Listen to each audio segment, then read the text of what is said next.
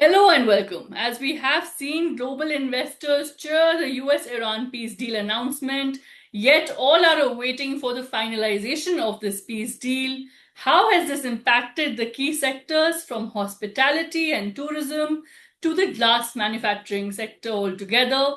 Sonavi, a lot really has happened over these over 3 months now, around 108 days since the world has witnessed the West Asia war, a lot of sentimental damage that has taken place.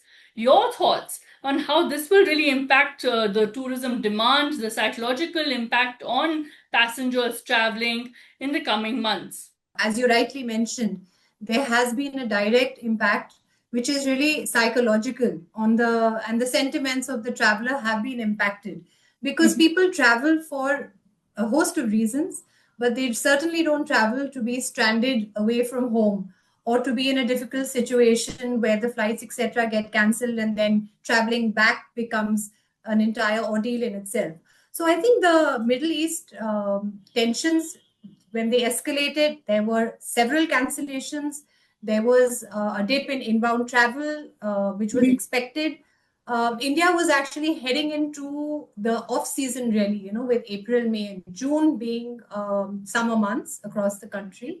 So Right. I feel that if this actually gets resolved, we're really hopeful that the peace treaty gets formalized and signed soon, and all eyes on that.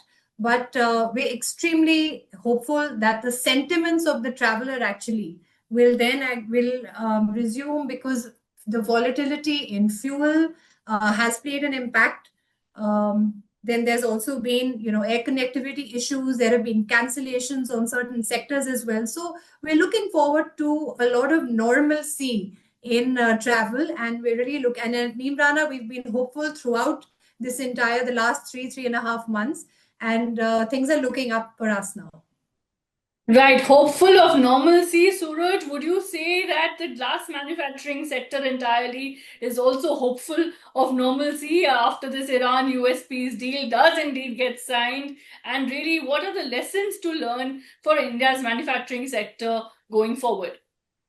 Afternoon, Sakshi. Thank you for having me. Uh, yeah, definitely, this is going to be a historical piece for not only for glass industry but the entire manufacturing sector.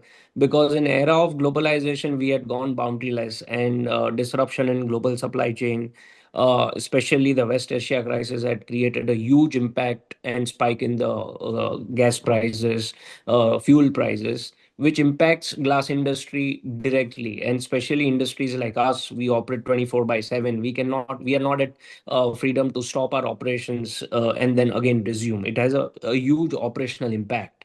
So our glass furnaces operate 24 by 7, and they just generally operate on one of these fuels like furnace oil or RLNG or LPG, propane, etc. Right. So at the peak of the West Asia crisis, we were really hit. Right, Suresh, for our viewers to understand just how much was India's glass manufacturing sector impacted, it's energy intensive and sensitive, like you were explaining. So, just how much was the impact that the glass manufacturing sector felt, and just how long do you think it will take to undo that impact? See, this dent has been large. So Indian glass manufacturing industry, we have multiple players, and HNG being the leader. We took our leaders, our board, our senior management took a conscious call to keep engaging with the customers, keep engaging with government to ensure that we do not close down on furnaces, because we cater to some of the key sectors like food and beverages, alcohol beverages, pharmaceuticals. If we shut down our furnaces, then it you would create a huge supply chain crisis. The majority of the cost we have tried to absorb, but going long term, it may not be sustainable. So we really think, and we are looking forward that these uh, uh, stability comes back in the crude oil prices. And second is, we are import and export dependent as well. So whenever these war kind of situation comes in, then there is a disruption in supply chain. For example, we our soda ash, which is second important ingredient after the cost after the fuel.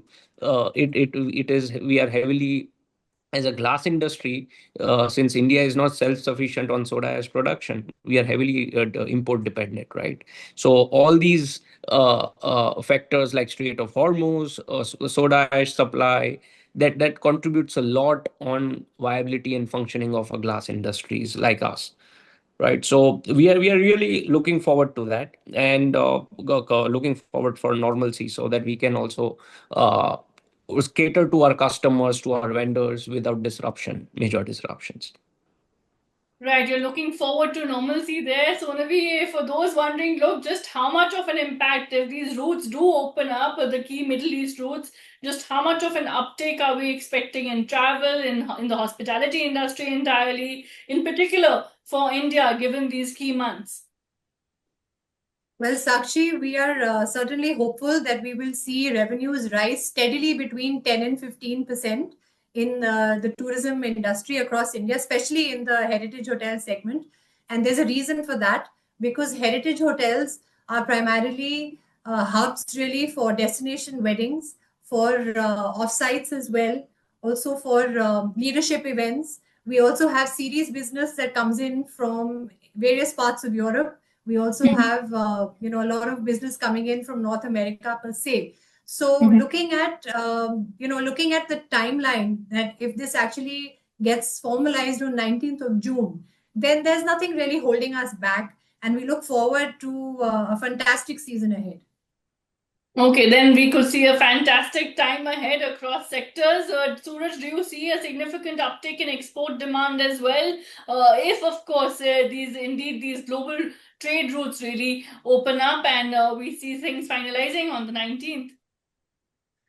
Absolutely. See, exports is dependent on a couple of key factors, but one of the major factors is supply chain disruption. So, if we return towards normalcy in supply chain, if our routes open up, then logistical cost will come down, the fuel cost will come down. So, definitely, we'll see a lot of market which is getting unlocked from the exports. And also, as in business, a lot of our employees travel on business trips, so that psychological effect which Sonvi also talked about, that is there to some extent on the business side as well, because while we travel, because of the costlier aviation turbine fuel, airlines are struggling to get the fuel, and they are struggling to remain afloat with higher margins, right? So over and above it impacts a lot. But yeah, from a global supply chain perspective, both on the import side, where when we import the raw materials, and the export side, when we export the finished goods, it is going to make a lot of difference in terms of if at all the deal gets executed and materialized the way it is being floated in media right now. Let's keep our fingers crossed on that. Let's keep our fingers Sakshi, crossed. Yes, yes.